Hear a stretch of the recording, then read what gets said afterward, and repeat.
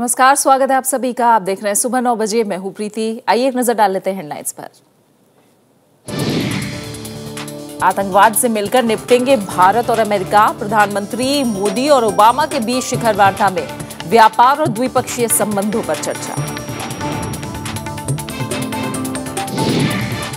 गोरखपुर के पास 2 यात्री ट्रेनों में टक्कर, 12 की मौत, 45 से ज्यादा घायल। वाराणसी गोरखपुर मार्ग पर रेल यातायात रुका।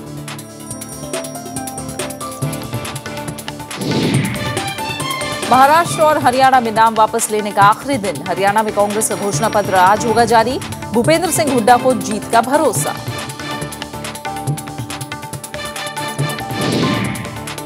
इस साल सामान्य से 12% कम हुई बारिश। देश के ज्यादातर हिस्सों में दक्षिण पश्चिम मानसून का दौर पूरा।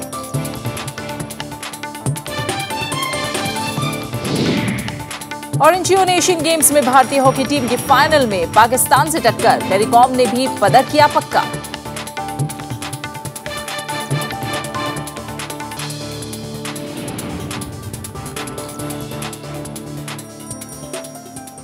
भारत और अमेरिका ने रिश्तों को और आगे ले जाने पर सहमति जताई है और कई क्षेत्र में सहयोग का फैसला किया है। शिखर वार्ता के बाद प्रधानमंत्री नरेंद्र मोदी और राष्ट्रपति बराक ओबामा ने आतंकवाद, परमाणु ऊर्जा, व्यापार, अफगानिस्तान और पर्यावरण जैसे मुद्दों पर तालमेल बढ़ाने का ऐलान किया। व्हाइट हाउस के ओवल ऑफिस में प्रधानमंत्री नरेंद्र मोदी और राष्ट्रपति बराक ओबामा के बीच पहली शिखर वार्ता हुई। इसके बाद दोनों नेताओं ने साझे बयान में भारत अमेरिका रिश्तों को नए मुकाम पर ले जाने की बात कही। प्रधानमंत्री नरेंद्र मोदी ने कहा कि आतंकवाद की चुनौती से निपटने के लिए दोनों देश सहयोग बढ़ाने पर राजी हुए हैं। Lashkar-e-Taiba, Jaish-e-Mohammed, D company, Haqqani network और अलकायदा को आर्थिक कूटनीतिक मदद रोकने के लिए मिलकर काम करने पर भी दोनों देशों के बीच सहमति बनी है। We also today spent time talking about the international situation and security issues. We addressed challenges in the Middle East and violent extremism and the fight against ISIL. दोनों सिविल न्यूक्लियर कोऑपरेशन को आगे बढ़ाने के लिए प्रतिबद्ध है और इससे जुड़े मुद्दों को जल्दी सुलझाने के प्रति गंभीर है। यह भारत की एनर्जी सिक्योरिटी के लिए बहुत महत्वपूर्ण है। भारत अमेरिका के बीच रक्षा सहयोग को 10 साल और बढ़ाने पर भी सहमति बनी। तो प्रधानमंत्री नरेंद्र मोदी ने अमेरिकी कंपनियों को भारतीय रक्षा उत्पादन क्षेत्र में भागीदारी का न्योता दिया। प्रधानमंत्री नरेंद्र मोदी ने अमेरिका में भारतीय सेवा क्षेत्र की पहुंच को आसान बनाने की मांग की। उन्होंने देश की ऊर्जा जरूरतों के लिए असैनिक परमाणु सहयोग को आगे बढ़ाने और इससे जुड़े मुद्दों को जल्दी सुलझाने को लेकर भी अपनी प्रतिबद्धता जताई। भारत ट्रेड फैसिलिटेशन का समर्थन करता है, परंतु मेरी यह भी अपेक्षा है कि ऐसा समाधान निकले जो हमारी फूड सिक्योरिटी की चिंताओं को भी दूर करे। मेरा विश्वास है कि यह जल्दी से किया जा सकेगा। शिखर वार्ता के दौरान अफगानिस्तान को मदद जारी रखने और इबोला संकट पर भी बातचीत हुई। अमेरिका इलाहाबाद, अजमेर और विशाखापट्टनम को स्मार्ट सिटी के रूप में विकसित करने में भारत का सहयोग करेगा। साथ ही अमेरिका ने संयुक्त राष्ट्र सुरक्षा परिषद में भारत की अस्थायी सदस्यता के लिए सहयोग करने का वादा भी दोहराया। दोनों नेताओं के बीच WTO के मुद्दे पर भी बात हुई। प्रधानमंत्री नरेंद्र मोदी ने उम्मीद जताई कि अमेरिका खाद्य सुरक्षा के मुद्दों पर भारत की चिंताओं को दूर करेगा। Issues of trade, issues of making sure that maritime rules are observed, and we discussed how we can continue to work together on a whole host of issues from space exploration and scientific endeavor to dealing with humanitarian crises like Ebola in West Africa. दोनों नेताओं की बातचीत में अंतर्राष्ट्रीय हालात, खासकर मध्य पूर्व में IS की हिंसा, व्यापार और सामुद्रिक नियमों के मुद्दे पर भी चर्चा हुई। आखिर में मोदी ने ओबामा को भारत आने का न्योता दिया। Bureau report, Rajya Sabha TV. तो तमाम ऐसे मसले हैं जिनमें दोनों देशों के बीच सहयोग को बढ़ाने पर सहमति बनी है और दोनों ही मानते हैं कि भारत और अमेरिका के रिश्तों को आगे ले जाया जाए। कई ऐसे क्षेत्र हैं जिनमें सहयोग करने का फैसला लिया गया है। आपको बता दें कि शिखर वार्ता के बाद प्रधानमंत्री नरेंद्र मोदी और राष्ट्रपति बराक ओबामा ने आतंकवाद, परमाणु ऊर्जा, व्यापार, अफगानिस्तान, साथ ही पर्यावरण जैसे कई अहम मसलों पर तालमेल बढ़ाने का ऐलान किया है और दक्षिण और पश्चिम एशिया सहित दुनिया में पनप रहे आतंकवाद की चुनौतियों से निपटने के लिए भी अब भारत और अमेरिका आतंकवाद विरोधी, आतंकवाद निरोधक पहल करेंगे और इस बारे में जो खुफिया जानकारी है वो भी एक दूसरे के साथ जानकारी साझा की जाएंगी।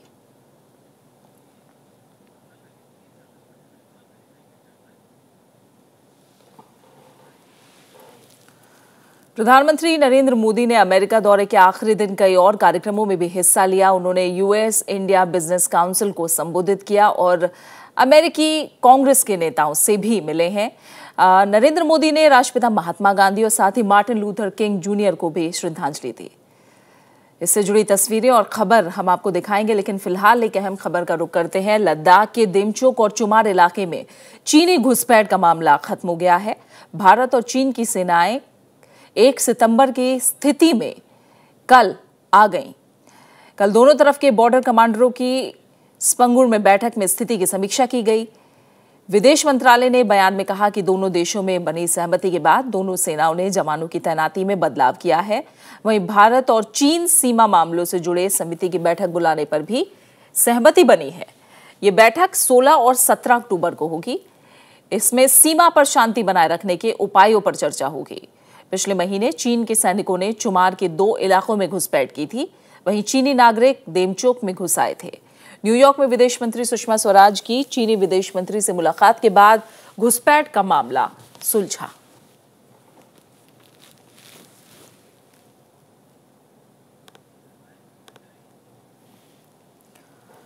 गोरखपुर के पास कल देर रात 2 सवारी गाड़ियों में टक्कर होने से 12 यात्रियों की मौत हो गई। 45 घायलों में 12 की हालत गंभीर है। वाराणसी से गोरखपुर आ रही कृषक एक्सप्रेस ने लखनऊ से बरौनी जा रही बरौनी एक्सप्रेस को पीछे से टक्कर मारी। ये टक्कर इतनी जबरदस्त थी कि बरौनी एक्सप्रेस के 3 डिब्बे पटरी से दूर जाकर गिरे। रेलवे ने राहत अभियान शुरू कर दिया है। साथ ही रेलवे ने सिग्नल की अनदेखी करने के लिए कृषक एक्सप्रेस के ड्राइवर को निलंबित भी कर दिया है। कमिश्नर ऑफ रेलवे सेफ्टी पीके वाजपेयी हादसे की जांच करेंगे। वाराणसी और गोरखपुर के बीच ट्रेन सेवा बंद है। कई ट्रेनों को दूसरे रास्ते से आगे के लिए रवाना किया गया है। लखनऊ, छपरा और वाराणसी में हेल्पलाइन भी शुरू की गई है। यहाँ पर ट्रैक पे जितने भी हमारे डिरेलमेंट्स हुए थे और जो भी बॉगी कैप्साइज किया था उन सभी को हम लोगों ने टैकल कर लिया है और लाइन से हटा दिया है। अब दोनों लाइन चलाने के लिए शीघ्र तैयारी चल रही है ताकि इस क्षेत्र में यात्रियों का आवागमन चालू हो सके। लेकिन जो चीजें सामने में देखने से आती है उसमें एक मुख्य कारण हो सकता है कि ड्राइवर किसी कारण से सिग्नल ओवरशूट किया हो। और इस समय हमारे साथ मुख्य जनसंपर्क अधिकारी पूर्वोत्तर रेलवे के आलोक कुमार सिंह जुड़े हुए हैं। उनका हम रुख करते हैं। आलोक जी, ये साफ हो पाया है कि हादसे की वजह क्या रही और फिलहाल क्या ट्रैक खाली करा लिया गया है? सभी मुसाफिरों तक राहत पहुंच चुकी है? मैं थोड़ा सा इसमें आपको करेक्ट करना चाहूंगा जी। जो ये ट्रेन थी हमारी कृषक एक्सप्रेस, ये मंडुआडीह से बनारस साइड से जो है वो लखनऊ की तरफ आ रही थी और जो बरौनी एक्सप्रेस थी वो लखनऊ से बरौनी की तरफ जा रही थी जी। बरौनी एक्सप्रेस में जो है वो पीछे से टक्कर न होकर के साइड कोलिजन हुआ है। वो अप ट्रैक पे, कृषक एक्सप्रेस अप ट्रैक पे थी और बरौनी एक्सप्रेस डाउन ट्रैक पे जा रही थी। इसमें प्रथम दृष्टया जो है वो कृषक एक्सप्रेस के ड्राइवर की गलती जो है वो सामने आई है, जिसको सिग्नल पे रुकना था और वो सिग्नल पे न रुक करके आगे बढ़ाया, जिसमें साइड में जो है वो साइड से जाकर के जो है वो कोचेज में जो है वो बरौनी एक्सप्रेस के कोचेज में जो है वो हिट किया है, जिससे 3 कोचेज बरौनी एक्सप्रेस के जो है डिरेल हुए हैं, जिसमें 2 जो है वो मेजर रूप से जो है वो कैप्साइज हुए थे।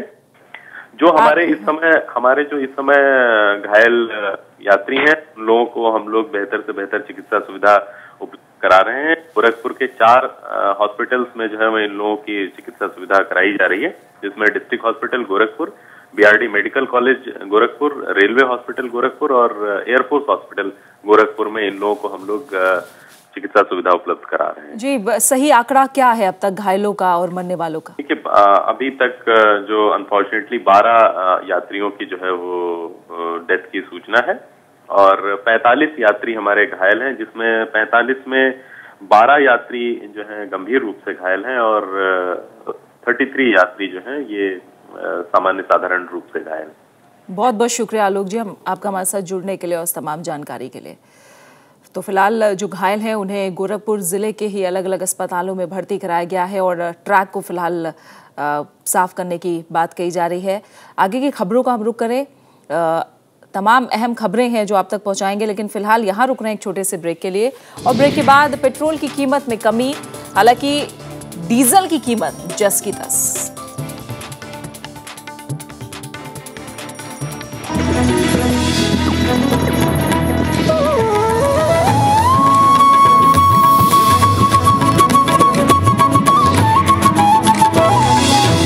खबरें हरियाणा और महाराष्ट्र में होने वाले चुनाव से।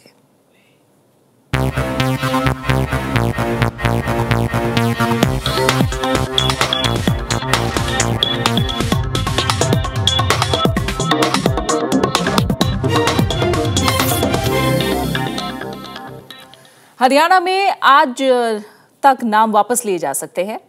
आपको बता दें कि कल नाम वापसी के पहले दिन हरियाणा में 47 उम्मीदवारों ने मैदान से हटने का ऐलान करा। अब मैदान में 1518 उम्मीदवार हैं, इनमें 144 महिलाएं हैं। हरियाणा में नामांकन पत्रों की जांच के बाद 360 नामांकन पत्र पहले ही रद्द हो चुके थे। राज्य में 15 अक्टूबर को मतदान होगा और 19 अक्टूबर को मतों की गिनती होगी। हरियाणा में कुल 1,61,00,000 मतदाता हैं। कुल 16,224 मतदान केंद्र यहां बनाए गए हैं। कांग्रेस आज हरियाणा में घोषणा पत्र जारी करेगी। घोषणा पत्र समिति के अध्यक्ष डॉक्टर रामप्रकाश ने दावा किया कि पार्टी लगातार तीसरी बार राज्य में सरकार बनाएगी। उन्होंने कहा कि राज्य में सरकार विरोधी कोई लहर नहीं है। हरियाणा में लोग भूपेंद्र सिंह हुड्डा को अपना नेता मानते हैं और खासे लोकप्रिय हैं। साथ ही उन्होंने कहा कि पिछले 2 चुनाव में किए गए सभी वादे कांग्रेस सरकार ने पूरे किए हैं। महाराष्ट्र में आज नाम वापसी का आखिरी दिन है। नामांकन पत्रों की जांच के बाद 6,494 पर्चे सही पाए गए। 288 सीटों के लिए राज्य में 7,646 नामांकन पत्र दाखिल किए गए थे। सबसे ज्यादा नांदेड़ दक्षिण से 85 उम्मीदवारों ने पर्चा दाखिल किया, जबकि सबसे कम सिन्नार में 7 नामांकन पत्र दाखिल किए गए। महाराष्ट्र के पूर्व मुख्यमंत्री पृथ्वीराज चव्हाण का आरोप है कि एनसीपी ने सोची समझी रणनीति के तहत उनकी सरकार से समर्थन वापस लिया। उस्मानाबाद जिले के तुलजापुर में उन्होंने कहा कि एनसीपी ने समर्थन वापस लेकर महाराष्ट्र बीजेपी को सौंप दिया। समर्थन वापसी के बाद केंद्र की बीजेपी सरकार ने यहां राष्ट्रपति शासन लगा दिया। उन्होंने आरोप लगाया कि एनसीपी केंद्रीय मंत्रिमंडल में हिस्सेदारी चाहती है, इसलिए कांग्रेस सरकार से समर्थन वापस लिया गया।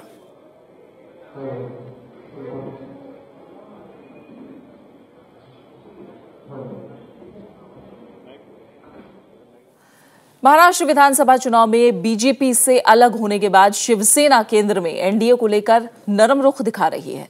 पार्टी प्रमुख उद्धव ठाकरे ने कहा कि एनडीए से बाहर आना आसान नहीं है। हालांकि इस नरमी के बावजूद महाराष्ट्र चुनाव में शिवसेना और बीजेपी के बीच नई शुरुआत की कोई गुंजाइश नहीं दिख रही है। शिवसेना प्रमुख उद्धव ठाकरे ने मंगलवार को अपने बयान में कहा कि केंद्र में एनडीए से गठजोड़ तोड़ना आसान नहीं है। उन्होंने कहा कि लोकसभा चुनाव में दोनों पार्टियों के साझे उम्मीदवारों को जनता ने वोट दिए थे, इसलिए एनडीए से रिश्ता खत्म करने के संबंध में किसी भी तरह का फैसला प्रधानमंत्री नरेंद्र मोदी के देश लौटने के बाद ही किया जाएगा। हालांकि बीजेपी भी गठबंधन टूटने को लेकर बहुत खुश नजर नहीं आ रही। पार्टी के महाराष्ट्र प्रभारी राजीव प्रताप रूडी ने कहा कि भारी मन से शिवसेना से अलग होने का फैसला लिया गया है, लेकिन नए राजनीतिक माहौल में बीजेपी किसी भी नए गठजोड़ की संभावना को सिरे से नकार रही है। ये सब हमारे बीच में कोई कटुता नहीं है, हम आपस में कोई कटुता नहीं रखते। परिस्थितियों के कारण समझौता नहीं हुआ और आज हमने मन बना लिया है, चाहे शिवसेना के प्रमुख जी का जो भी मन हो, आज हमने मन बना लिया है कि महाराष्ट्र में अपनी ताकत पर भारतीय जनता पार्टी बहुमत की सरकार बनाएगी।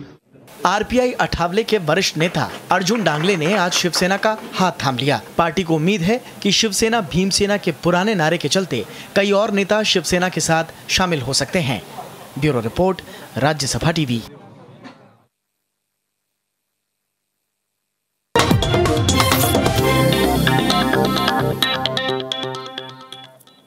अब कुछ और खास खबरें। इस साल मॉनसून में बारिश सामान्य से 12% कम हुई है। मौसम विभाग के मुताबिक जून से सितंबर के बीच करीब 78 सेंटीमीटर बारिश हुई, जबकि बारिश का औसत 89 सेंटीमीटर है। देश के 1/3 इलाकों में इस बार कम बारिश हुई है। देश के ज्यादातर इलाकों में दक्षिण पश्चिम मॉनसून का दौर पूरा हो गया है।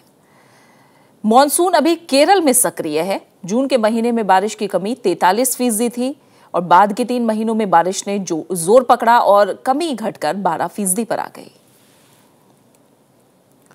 वहीं असम में इस साल बाढ़ में 67 लोगों की मौत हुई। 45 लाख से ज्यादा लोगों पर बाढ़ का असर पड़ा। असम सरकार के मुताबिक इस साल राज्य में 3 बार बाढ़ आ चुकी है। इसका असर 23 जिलों के 4000 से ज्यादा गांवों पर पड़ा है।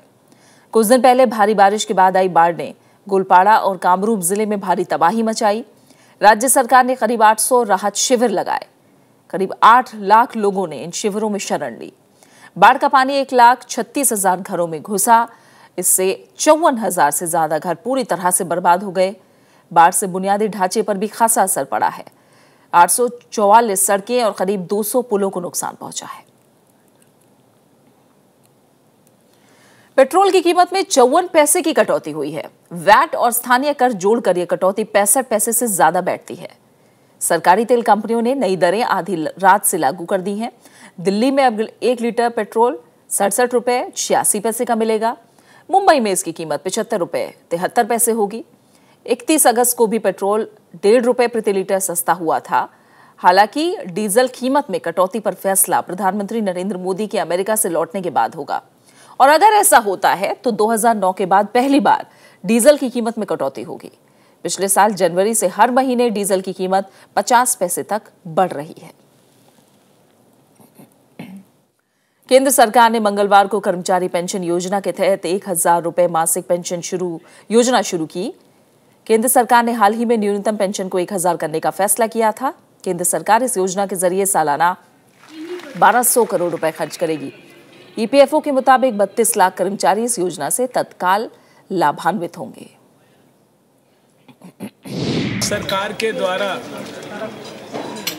पिछले दिनों में कैबिनेट में एक बहुत महत्वपूर्ण फैसला किया गया, जिसके तहत लगभग 32 लाख से ज़्यादा पेंशनर्स जो एम्प्लॉयज़ प्रोविडेंट फंड स्कीम के अंतर्गत और एम्प्लॉयज़ पेंशन स्कीम के अंतर्गत आते थे, उनकी मिनिमम पेंशन 1,000 कर दी गई है।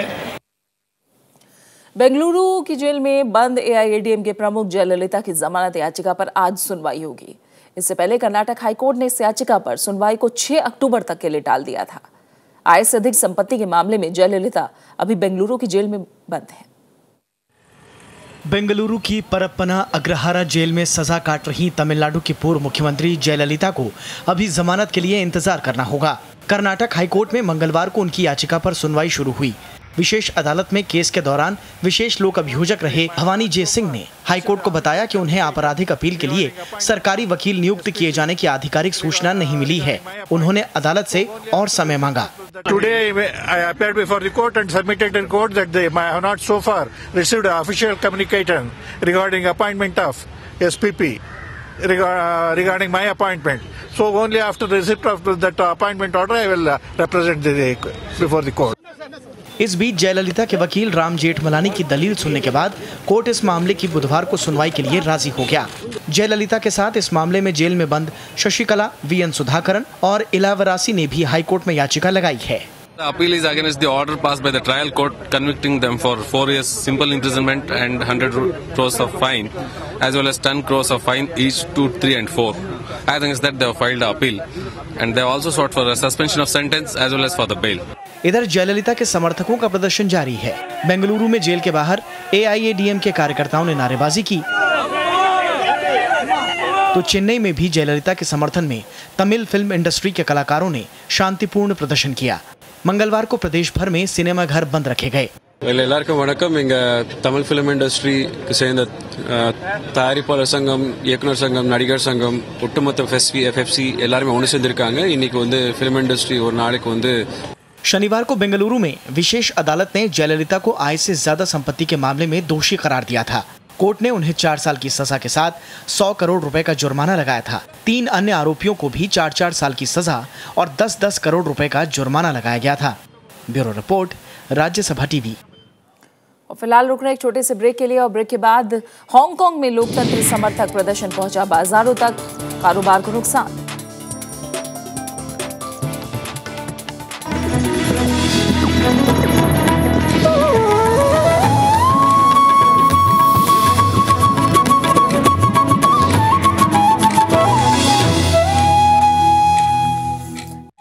ब्रेक के बाद आपका स्वागत है। ये रुक करते हैं कुछ अहम अंतर्राष्ट्रीय खबरों का।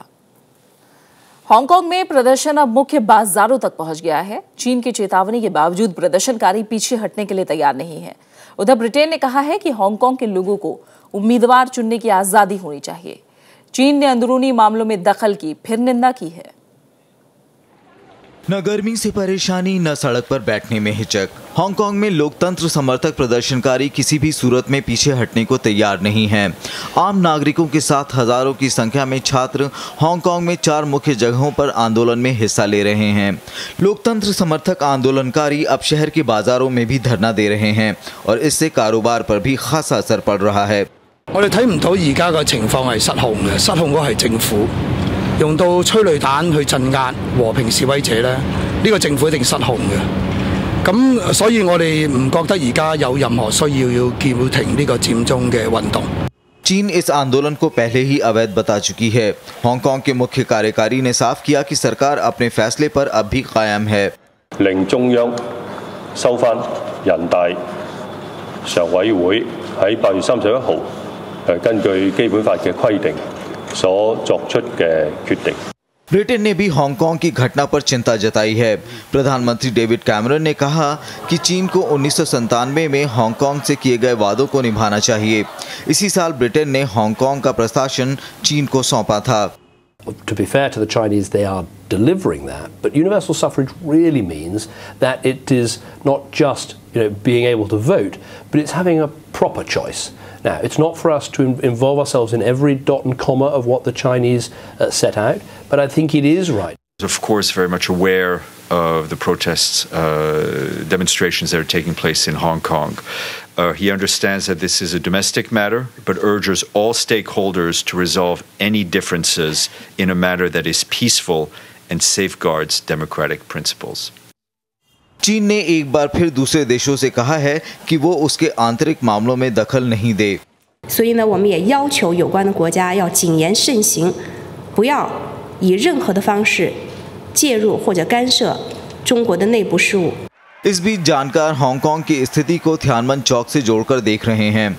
Beijing has a final say in everything in Hong Kong, and Beijing has a record of crackdown on peaceful demonstration with violence. I think the worst thing that would happen is a second Tiananmen massacre. Hong Kong में पिछले शुक्रवार से लोकतंत्र समर्थक आंदोलन शुरू हुआ है।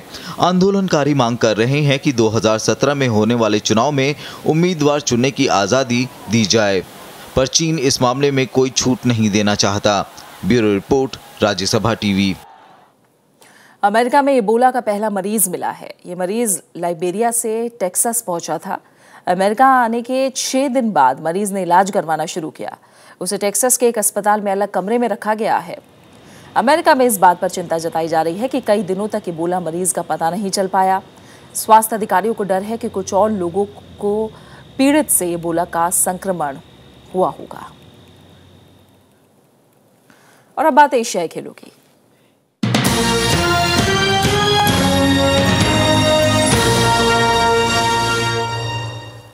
भारत एशियाई खेलों के पुरुष हॉकी में 12 साल बाद फाइनल में जगह बनाने में कामयाब रहा। सेमीफाइनल में भारत ने मेजबान दक्षिण कोरिया को 1-0 से मात दी।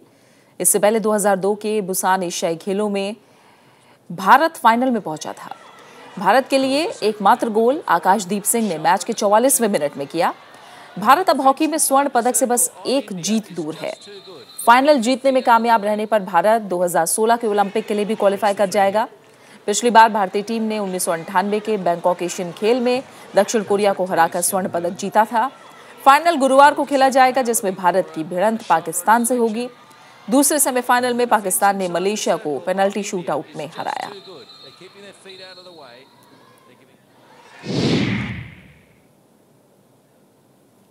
एशियाई खेलों में महिला मुक्केबाज एल सरिता देवी के लिए मंगलवार का दिन निराशाजनक रहा। 60 किलो कैटेगरी के सेमीफाइनल में सरिता ने विपक्षी दक्षिण कोरिया के जिना पार्क पर ज्यादातर वक्त दबदबा बनाए रखा, लेकिन जजों ने दक्षिण कोरियाई मुक्केबाज को 3-0 से विजेता घोषित किया। सेमीफाइनल में हार कर सरिता ने कांस्य जीता। पूरे बाउट के दौरान हर राउंड में सरिता देवी हावी रही। भारत ने इस फैसले के खिलाफ $500 फीस देकर विरोध दर्ज कराया, लेकिन अंतर्राष्ट्रीय बॉक्सिंग संघ आईबा ने इसे खारिज कर दिया। वर्षा गौतम और ऐश्वर्या की जोड़ी ने सेलिंग मुकाबले में मंगलवार को कांस्य पदक हासिल किया। वहीं महिला मुक्केबाज पूजा रानी ने 75 किलोग्राम वर्ग में कांस्य पदक हासिल किया है। विकास गोड़ा ने डिस्कस थ्रो में रजत पदक हासिल किया, जबकि बॉक्सर एमसी मेरी कॉम फ्लाइट वेट वर्ग के फाइनल में पहुंच गई हैं। और इन एशियाई खेलों के 12वें दिन भारतीय दल की कोशिश और पदक हासिल करके तालिका में अपनी स्थिति सुधार करने की होगी। चीन 126 स्वर्ण, 80 रजत और 62 कांस्य समेत 268 पदक के साथ पहले नंबर पर है। मेजबान दक्षिण कोरिया 54 स्वर्ण, 55 रजत और 61 कांस्य समेत 170 पदकों के साथ पदक तालिका में दूसरे नंबर पर चल रहा है। वहीं जापान 35 स्वर्ण, 54 रजत, 55 कांस्य समेत 146 पदकों के साथ तीसरे नंबर पर है। तो भारत 6 स्वर्ण, 8 रजत और 32 कांस्य समेत 46 पदकों के साथ 10वें नंबर पर है।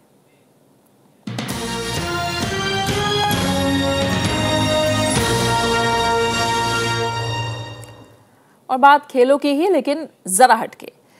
सी सर्फिंग का शौक सिर्फ इंसानों में ही नहीं होता। इंसानों के सबसे खास दोस्त कुत्ते भी सी सर्फिंग का शौक रखते हैं। कुछ कुत्तों ने अपने इसी हुनर का प्रदर्शन किया कैलिफोर्निया के हंटिंगटन बीच पर। अपने मालिकों के साथ ये कुत्ते समुद्र की लहरों पर स्केट पर तैरे। कुछ कुत्तों की प्रतिभा तो ऐसी थी कि इंसान भी दांतों तले उंगलियां दबा लें। इस सर्फिंग इवेंट के आखिर में सबसे अच्छे सर्फर को ट्रॉफी भी मिली।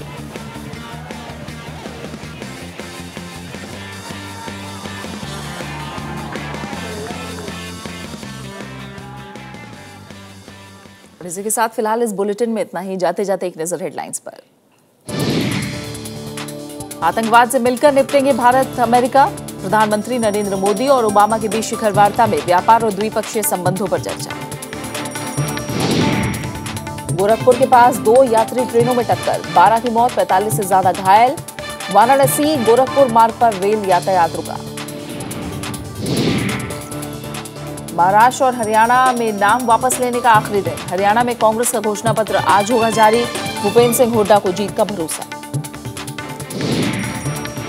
इस साल सामान्य से 12% कम हुई बारिश। देश के ज्यादातर हिस्सों में दक्षिण पश्चिम मानसून का दौर पूरा।